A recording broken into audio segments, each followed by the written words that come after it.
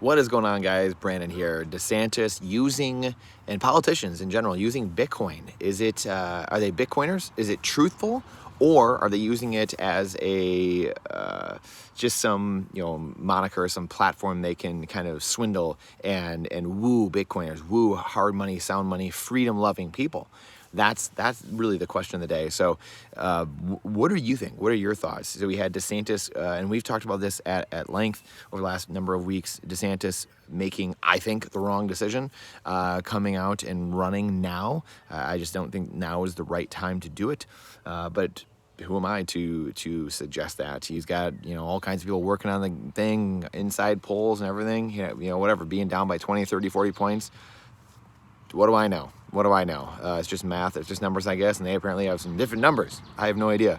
Someone made a good point though too in the YouTube channel. They had a comment that they know that this, Donald Trump has control over everything, so he has to do it now, or else he never can really do it and run. So hey, and it's something to say. There's something to say about running and being a presidential nominee, right? I mean, throwing your hat in the ring and saying, hey, I ran for the president of the United States. There's a lot that comes with that. There's a lot of clout, clout chasing and things like that. So, we'll see. We'll see.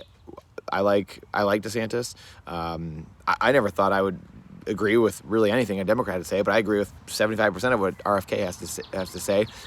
Tulsi Gabbard, same thing. I saw them both speak at Bitcoin Miami last week. Saw Vivek Ramaswamy speak last week. Phenomenal as well. The only thing I don't like about Vivek though is he says we're gonna kind of keep the Federal Reserve. We're gonna use Bitcoin, but we'll kind of keep the Fed. Get rid of it. No, just get rid of it. You don't need these things.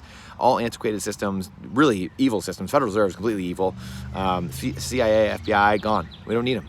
You don't need them. When you have Bitcoin, which aligns all the incentives, and you have people that are treating each other with more respect and just dignity, because we're on a hard money standard. We're not in this fiat world where it's dog eat dog. You have to kill each other in order to win. This inflationary fiat Titanic and pushing people off the side of the Titanic. Then guess what? It's a different world. And that's something we've talked about and alluded to over the years, but it's a completely different world. It aligns incentives, and people are incentivized to be good people and be good actors instead of not. So herein lies the question. What are these people doing? I think the biggest thing at the end of the day, we have political spaces. B.J. Dichter, who wrote Honking for Freedom and wrote the book Honking for Freedom and led the trucker convoy, the Canadian trucker convoy. Him and I will be starting a spaces Wednesdays at noon Eastern time, going for an hour or two, talking about freedom, talking about politics and Bitcoin, politics and sound money, freedom and sound money, freedom and politics. This will be something we'll do weekly, and we are beyond excited about it because in the Bitcoin world, people shy away from it. And the problem I have with Bitcoiners and libertarians and things like that is they tend to shy away and think, these things will take care of themselves. Like, we'll just defund them from the inside. But why not fight from both ends of the spectrum? Why not battle from the sound money side, but also battle from the political side? And we know that politics is local. We need to be involved, or else we'll be governed by our inferiors, as Plato said. So we want this to happen as fast as possible. As Nolan Bowerley says, the accelerationist in many of us wants this thing to collapse as fast as possible. However, I don't want collateral damage, and I know he doesn't either. I know none of these people want collateral damage and people getting hurt. But if this collapses very fast, there's gonna be a lot of people hurt.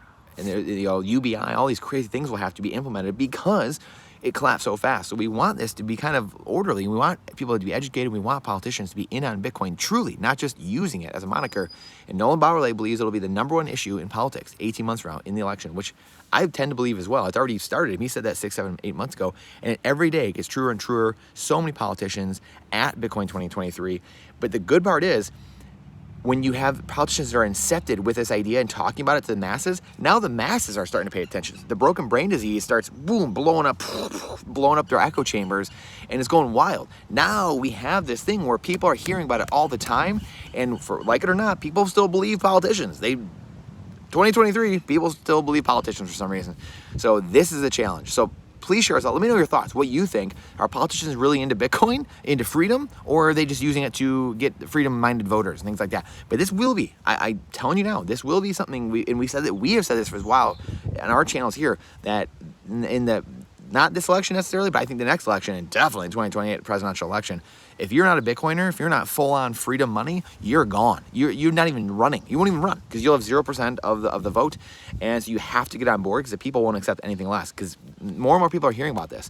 Friends, brothers, cousins, uncles, nieces, nephews, they're all saying, hey, you hear about this Bitcoin? You hear about it? And then they've heard about it once, twice, 10 times, 100 times. And then once politicians are now saying it, and Bitcoin, as we know at the end of the day, this is the big thing. Bitcoin changes you. Just because Bitcoin's in politics, it doesn't like, oh, it gets corrupted. No. It's the opposite. It's a freedom virus. It's a positive mind virus. So now you are changed. I've been changed more in the last 5 years of being in Bitcoin than I was in 31 years. I thought I was a smart guy into politics, history, science, all these different things. I've never changed more than I have in 5 years because of Bitcoin, completely because of Bitcoin. So world affairs, everything. I mean, everything. So this is why this is so important. And once it incepts in the minds of people and they accept it, and the politicians in politics, it starts infecting and completely going through you. You become orange, right? You take out the green, you get the dollar, gone, orange, completely orange.